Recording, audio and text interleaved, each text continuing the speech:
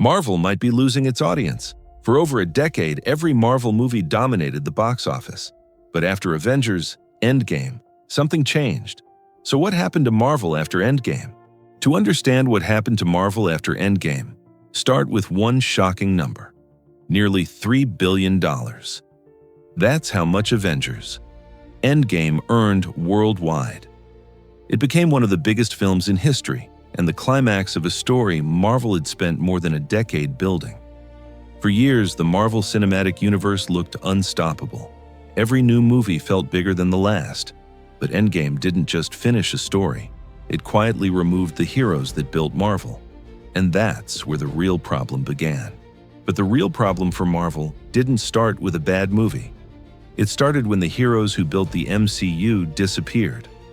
For more than a decade, the entire universe revolved around a few characters: Iron Man, Captain America, and Thor. Audiences didn't just watch their stories, they grew attached to them. These heroes were the emotional center of the entire franchise. But Avengers Endgame closed those stories. Tony Stark died, Steve Rogers stepped away, and suddenly Marvel had a massive universe without the characters that made people care. So the studio faced a dangerous question: who replaces them? Marvel had a plan to solve this problem. Instead of rebuilding the story around a few heroes, the studio decided to expand the universe faster than ever before. A completely new era of the MCU began, known as Phase 4. Dozens of new characters appeared almost at the same time. Movies introduced new teams, new storylines, and new timelines. At the same time, Marvel started releasing multiple shows on Disney+, turning the MCU into a constant stream of content. For the first time, following the story meant watching everything: movies, series, spin-offs. And suddenly, the universe that once felt exciting started to feel overwhelming. But the real problem with this strategy appeared very quickly. At first, this explosion of content looked like a smart strategy. Marvel was everywhere. New movies were arriving in theaters while new series appeared on Disney+ almost every few months. For fans, the universe suddenly became much bigger, but it also became much harder to follow. Stories started connecting across films and shows. Important characters appeared in series that many viewers never watched. Missing one project suddenly meant missing a piece of the larger story. The MCU was no longer just a series of movies. It had turned into a massive puzzle. And for many viewers, keeping up with that puzzle began to feel exhausting. But exhaustion wasn't the only problem Marvel was about to face. At first, many fans were willing to keep up with the growing universe. But something else began to change. For the first time in years, new Marvel projects started receiving weaker reactions from audiences and critics. Some films that were expected to dominate the box office suddenly struggled to generate the same excitement as earlier MCU hits. Online discussions started to shift. Instead of talking about the next big crossover, fans began questioning the quality of the stories, the villains, and even the visual effects. The studio that once set the standard for blockbuster filmmaking was now facing a different conversation. People were no longer asking what happens next. They were asking if Marvel had started losing its magic, and the box office would soon reveal the answer. The real warning sign for Marvel didn't come from critics, it came from the box office. For years, Marvel movies were almost guaranteed hits. Even weaker films still earned hundreds of millions of dollars worldwide. But after Endgame, that pattern started to break. Some new releases opened with strong expectations, but quickly lost momentum in theaters. Instead of dominating the box office for weeks, several films saw sharp drops after their first weekends. For the first time, it looked like audiences were no longer rushing to see every Marvel movie, and that raised a bigger concern. Maybe audiences were starting to move on. Around this time, a new phrase started appearing everywhere in discussions about Marvel: superhero fatigue.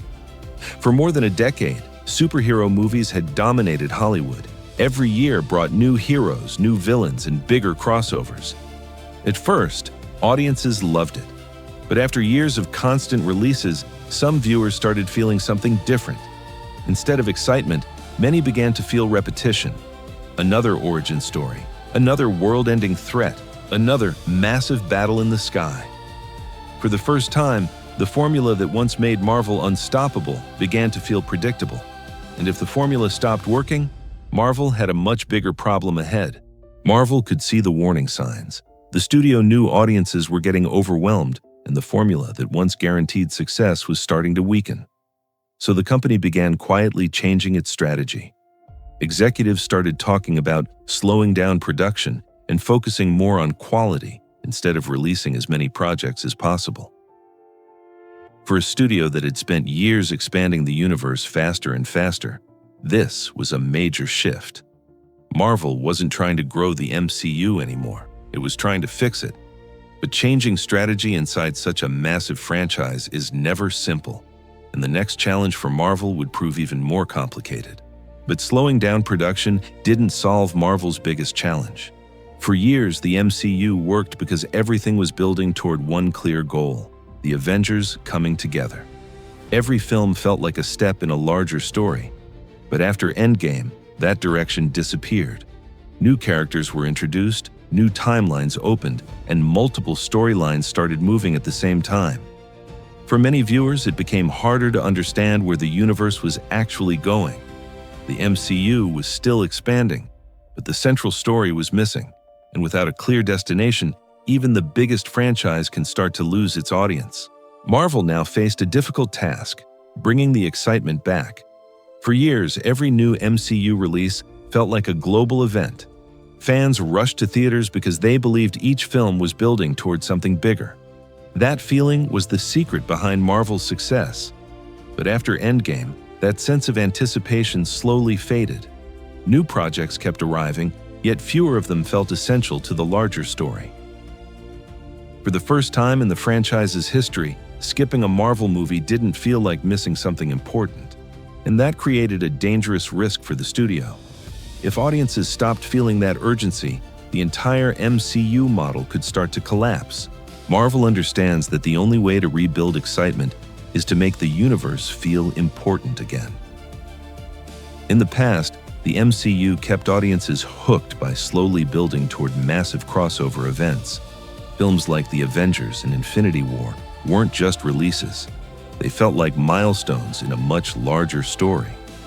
Those moments reminded viewers that every piece of the universe mattered. Now Marvel is trying to recreate that feeling. Future projects are once again being positioned as steps toward the next major crossover. The studio hopes that rebuilding a clear destination will bring audiences back, but there is still one question that could decide the future of the MCU. For now, Marvel is still one of the biggest forces in Hollywood. The studio has built a universe that changed the movie industry and created some of the most successful films ever made.